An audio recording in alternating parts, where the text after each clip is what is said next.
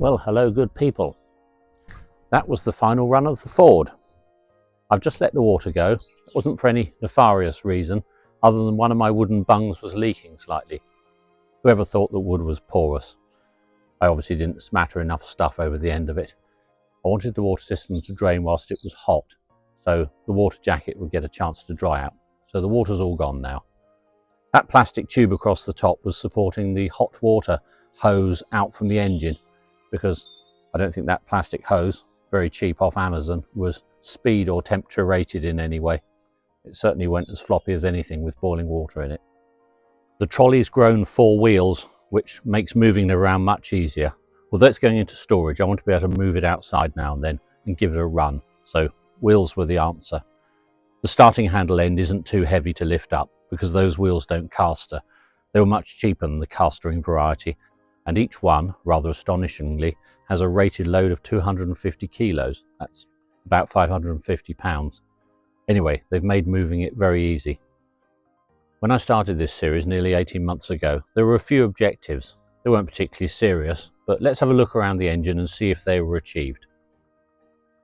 The first objective was to see if a Model A Ford engine would fit in the Vauxhall 1440, because my Vauxhall engine, which I rebuilt years ago, is, although it runs rather well, pretty worn out. It's plus 100 thou.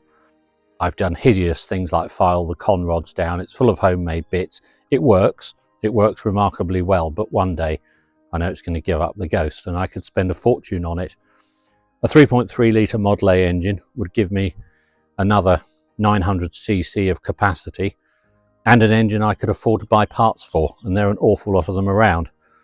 But the reason I want to look at it again, when I measured up, it was originally with the view that I would use the Ford front end with the longer sump and the timing cover, etc. But I like this magneto conversion very much. I would use this magneto because it's got an advance and retard. Now, it is a Lucas, and I know mentioning Lucas Electrics to some American viewers is a bit like mentioning the Scottish play to a thespian. What, Macbeth? Hot potato off the sauce, but we'll make amends. But actually these pre-war mags are very good. It would need a slightly different bracket, that doesn't matter, but it fits because this distance here to here is 8 inches, and that sits well inside the chassis legs. It also means I wouldn't need to use a distributor coming out of the top here, and there's an advantage there which I'll show you. On these side valve engines, the bias on the engine, if you like, measuring from the centre line outwards, is always in the direction of the valve gear, and so the bias on this engine is out this way to the right.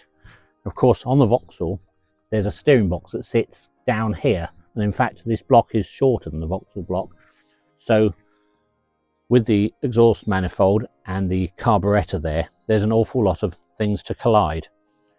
The answer, of course, is to move the carburettor upwards, and so not having the distributor there means one could use something like a Stromberg 97 and put it on a downdraft manifold here.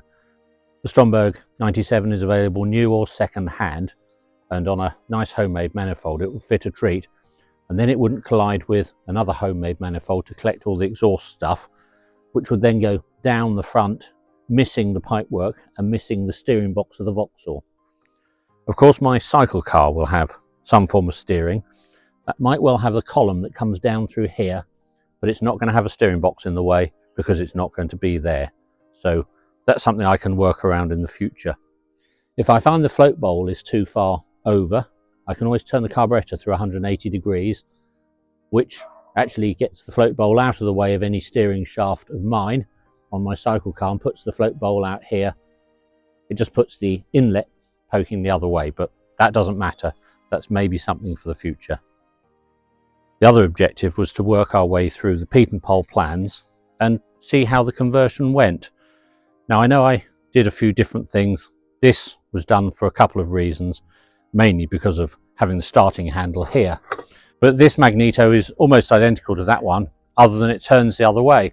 And we've seen this magneto works a treat, so there's no reason why this one, mounted on the end of the crankshaft, wouldn't have done equally as well in an aeroplane conversion. It was interesting when researching the Pietenpol, coming across other plans for Model A conversions. This is the Epps biplane. It briefly flew with a Model A conversion before being fitted with an American Gypsy. A better known conversion is the Corbin, seen here. It used a Model A Ford block, but then an awful lot of bespoke parts, particularly cast aluminium. It possibly produced more power than the Pietenpol conversion, but it's not the sort of thing a chap could have done in his shed with a very limited budget. The Pietenpol conversion, compared to the Corbin or the Epps, was so much more simple. On the Corbin, the flywheel obviously isn't here, but the end of the crankshaft has an extension bolted to it with a thrust bearing. Pietenpol didn't worry. He used the thrust bearing that's already on the crankshaft. It's perfectly adequate, and made 4 studs, 7/16 high tensile steel. This is the sort of stuff he would have used. And then 2 sandwich plates out of aluminium or steel. They were perfectly adequate for the job. The Corbin conversion had a fully pressurized oil system, technically superior, but involving a lot of extra machining work and expense. Pietenpol's conversion was more pragmatic, modifying the splash feed system to provide adequate oil feed. My only Pietenpol flying experience was in this aeroplane. I did about 20 hours in total, including 3 forced landings. This was after the first forced landing, when I had about 5 minutes experience on the type. The engine was a Subaru conversion, which was both heavy and gutless. I don't think it gave any advantage over the original Ford. I think you've probably gathered throughout this series, I rather admire Bernard Pietenpol. Well, I think that's the Pietenpol done. I've probably rather done it to death, really. Anyway, you'll see the motor again soon, because I want to lay a chassis out, so we might as well lay all the bits out in the yard once the sun comes out and it's a bit warmer. Thanks for all the feedback during this series, and do keep commenting. I do read them all and enjoy them very much. Thanks for watching.